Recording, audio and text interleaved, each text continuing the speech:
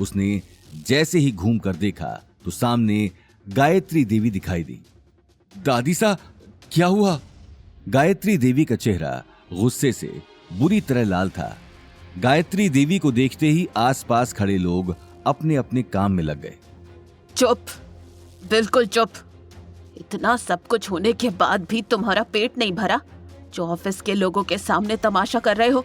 आखिर तुम्हारा दिमाग क्या घास चढ़ने गया है?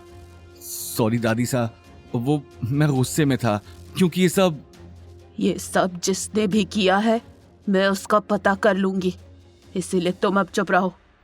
कुछ नहीं करोगे, मैं खुद चेयरमैन के पास जा रही हूँ। गायत्री देवी अवतार ग्रुप के लिए निकल जाती है।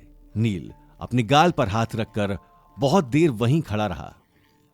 वहीं दूसरी तरफ अवनी और गौतम कार लेकर घर जाने के लिए निकल गए। अवनी मन ही मन खुश भी थी और कहीं ना कहीं वो गौतम को गुस्से में देखकर हैरान भी थी। थैंक यू नील से मेरी। अवनी, मैं तुम्हारा हस्बैंड हूँ। अगर तुम्हारे खिलाफ कोई ऐसी बात करेगा तो मैं उसे छोड़ूंगा नहीं, फिर चाहे वो नील ही क्यों ना हो। ये बात सुनकर अवनी के चेहरे पर मुस्कुराहट आ गई। अच्छा एक बात बताओ, जब हम बिल्डिंग के अंदर जा रहे थे तब तुमने इतने कॉन्फिडेंस से कहा था कि आज दादी सा का सच सबको पता लग जाएगा, और आज सच सबके सामने आ भी गया। मुझे समझ नहीं आ रहा, क्या तुम्हें ये सब पहले से पता था? ये बात सुनते ही गौतम एक पल के लिए सकपका गया। मुझे कैसे पता होगा? हाँ, बस मुझे इस बात का यकीन था कि इतनी बड़ी कंपनी में कोई इतनी आसानी से हेरा फेरी तो नहीं कर सकता, और फिर सच को सबके सामने आने से कौन रोक सकता है भला? हाँ, ठीक कहा तुमने। दोनों इसी तरह बात करते हुए घर की तरफ निकल गए।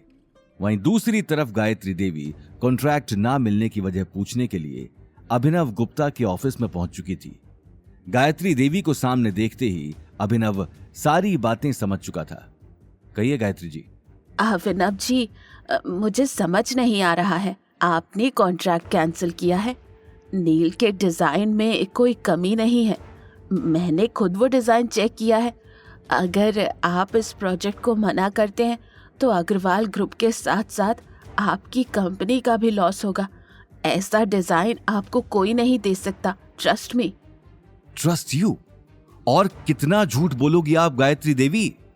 ये बात कहते हुए अभिनव गुप्ता ने हाथ में पकड़ी फाइल टेबल पर रख दी और कुर्सी पर आराम से बैठकर गायत्री देवी की आंखों में देखने लगा। आपको शर्म आनी चाहिए, इतना सब कुछ करने के बाद भी मुझे समझाने के लिए आई हैं, और कुछ नहीं तो कम से कम आपको अपनी उम्र का लिहाज तो करना चाहिए। अभिनव की बात सुनते ही गायत्री देवी कुछ कह नहीं पाई। आज पहली बार उसकी अवतार में इतनी बेइज्जती हुई थी।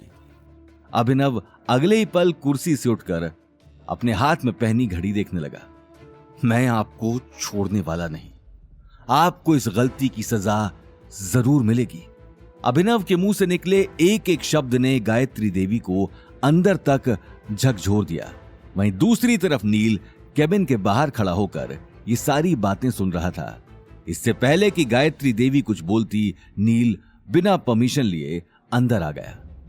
नील के अचानक अंदर आ जाने से अभिनव का चेहरा गुस्से में लाल हो गया, लेकिन तभी गायत्री देवी ने गहरी सांस लेकर कहा, अभिनव जी, मुझे नहीं पता आपको किसने मेरे खिलाफ ये सारी बातें कही हैं। ट्रस्ट मी, ये डिजाइन नील ने ही बनाया है, इस बात की मैं गारंटी लेती हूँ। गारंटी? वो भी इस रंगीन मिजाज आदमी की? गायत्री देवी, आप मजाक तो नहीं कर रही? प्लीज, मुझे डिजाइन इंडस्ट्री में आपसे ज्यादा टाइम हो गया है, इसीलिए मैं इंसान की काबिलियत को समझती हूँ। आप आज किसी के कहने में आकर मेरी बात का यकीन नहीं कर रहे हैं। आप क्या समझती हैं गायत्री देवी, मैं इस कुर्सी पर बैठकर टाइम पास करने आता हूँ? आई नो कि किसी प्रोडक्ट का डिजाइन तैयार करने में कितनी मेहनत लगती है।